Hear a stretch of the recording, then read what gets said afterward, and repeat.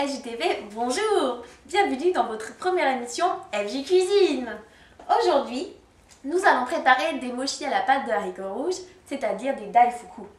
Pour cela, il vous faudra peu d'ingrédients. Tout d'abord, du sucre glace, que vous trouverez dans votre supermarché habituel. Donc nous en avons un de la couleur FJ, parce que c'est meilleur. Il vous faudra également, très important, de la farine de riz gluant. Alors vous pourrez le trouver dans chez votre épicier exotique ou asiatique préféré, au milieu de toutes les autres farines et tout et tout. Donc voilà. Vous ne trouvez pas parce qu'il y a beaucoup de petits sachets de farines diverses qui se ressemblent, donc bien farine de riz gluant. Il vous faudra également un peu d'eau tiède, 200 ml. Donc ça, tout le monde en achète ça normalement. Et enfin, pour l'intérieur des mochis, il vous faudra de la pâte de haricots rouges. Alors, nous vous montrerons une prochaine fois comment la réaliser. Parce que forcément, vous pouvez la trouver peut-être dans certaines épiceries. Mais 1, c'est pas facile à trouver. 2, ça va être assez cher. Et 3, c'est tellement meilleur quand on le fait soi-même. Voilà, donc quand on n'en aura plus, on en refera avec vous. Et voilà. Alors, pour les réaliser, il suffit de mélanger 300 g de farine de riz gluant,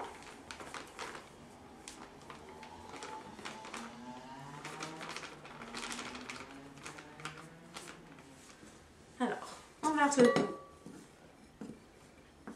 dans un saladier, ne si on ne pas trop mettre à côté.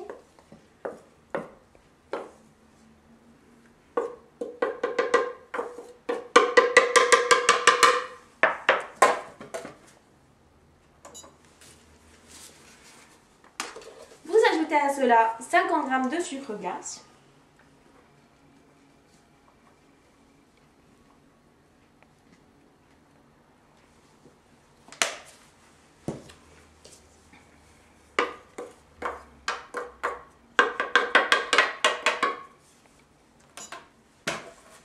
Et enfin, vous incorporez les 200 ml d'eau petit à petit au reste de la préparation.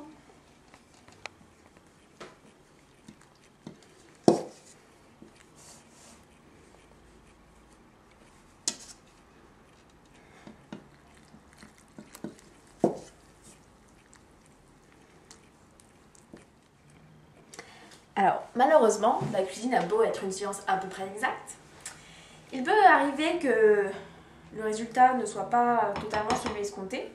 Alors, dans ce cas, nous voulons faire une boule de pâte qui ne soit plus collante. Alors, il vous sera peut-être nécessaire d'ajouter ou de la farine de riz gluant ou de l'eau pour obtenir le résultat souhaité.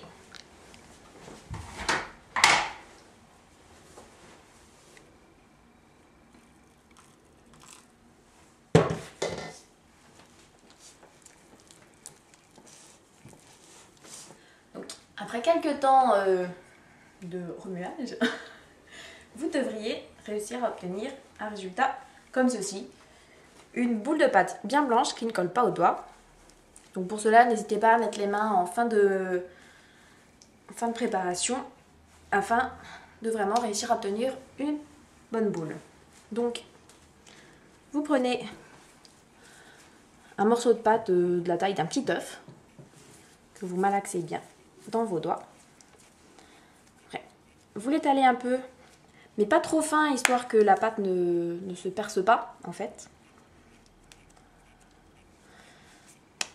Donc voilà.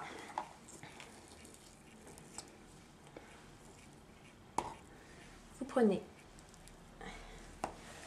une certaine quantité de pâte de haricots rouges, donc trop peu ni trop, pour réussir, et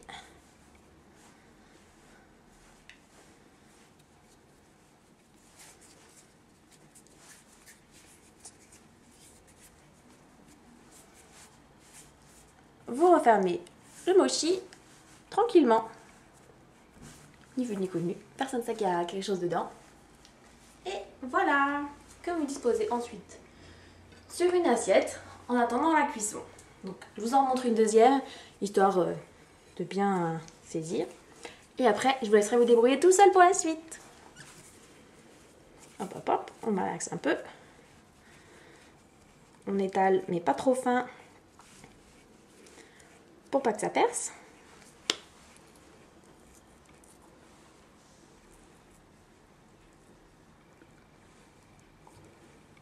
On rajoute la pâte de haricot rouge.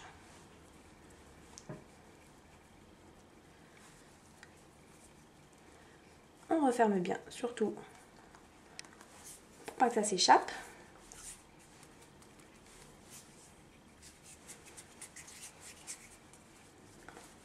On reforme une petite boule, à peu près homogène. Et voilà. Donc moi je vais finir de préparer la pâte à mochi, les petits mochis. Et on se retrouve tout à l'heure pour la cuisson. Travaillez bien! Voilà. Donc après quelques minutes de travail, voici ce que vous allez obtenir. Donc nous avons obtenu 18 mochis qu'il va maintenant falloir cuire. Donc pour cela, vous portez à ébullition dans une grande casserole une bonne quantité d'eau. Il faut qu'il y ait faut qu'il y ait assez de hauteur d'eau pour pouvoir plonger les mochis et voir quand ils remonteront à la surface. Vous devez aussi donc une spatule pour les récupérer. Une petite assiette pour déposer les mochis une fois qu'ils sont cuits afin qu'ils perdent un peu d'eau pour les égoutter. Un deuxième plat dans lequel vous aurez mélangé à peu près à moitié du sucre glace et de la fécule. Donc ce mélange permet aux mochis en fait de ne plus être collants et d'obtenir leur texture définitive. Donc nous avons utilisé de la fécule de pomme de terre, mais vous pouvez également utiliser de la fécule de tapioca ou même de la fécule de maïs, la maïzena, que normalement vous avez à peu près tous dans votre cuisine. Et enfin, un dernier plat pour disposer les mochis une fois qu'ils sont terminés. Voilà. Donc, quand votre casserole d'eau bout, vous pouvez déposer dans le fond quelques mochis. Donc, il ne faut pas non plus en mettre trop, s'ils vont avoir tendance à se coller les uns aux autres. Donc, je prends la casserole. Quand même en mettre pas mal, histoire de pas... ça prenne 4 heures à cuire. Et voilà. Vous voulez remuer un peu pour pas qu'ils collent dans le fond et qu'ils se collent entre eux. Et en fait, après, il faut les laisser cuire quelques minutes. Et vous saurez qu'ils sont cuits quand les mochis remonteront à la surface, quand ils flotteront. Et vous pourrez voir leur texture est un peu transparente et surtout gluante. Donc à ce moment-là, il faudra les enlever pour le mettre dans le premier pas et les égoutter. Donc voilà, vous pouvez constater que les mochis flottent. Il suffit de les récupérer, les égoutter un petit peu histoire de ne pas mettre trop d'eau partout. Hop, vous les passez pour les égoutter. Ensuite, quand ils sont égouttés, on les met dans le mélange de fécule et de sucre glace. Donc bien les enrober.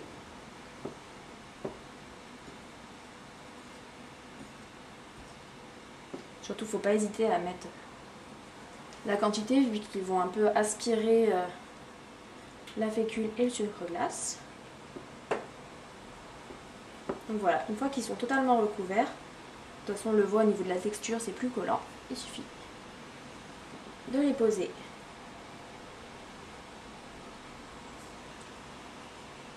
dans le plat qui servira à la présentation. Donc voilà, les mochis sont maintenant terminés. Donc vous pouvez le voir, il ne faut pas hésiter à mettre une bonne dose de mélange de fécule et de sucre glace pour bien les enrober et qu'ils ne collent pas. Donc après, il faut juste avoir assez de courage pour les laisser un peu refroidir avant de les manger. Hop, je vais vous montrer. Donc le mochi doit être bien, la pâte à mochi bien gluante et un peu collante donc sur le tour. Voilà. Et la pâte de haricot bien fondante au milieu. Vous pouvez maintenant déguster.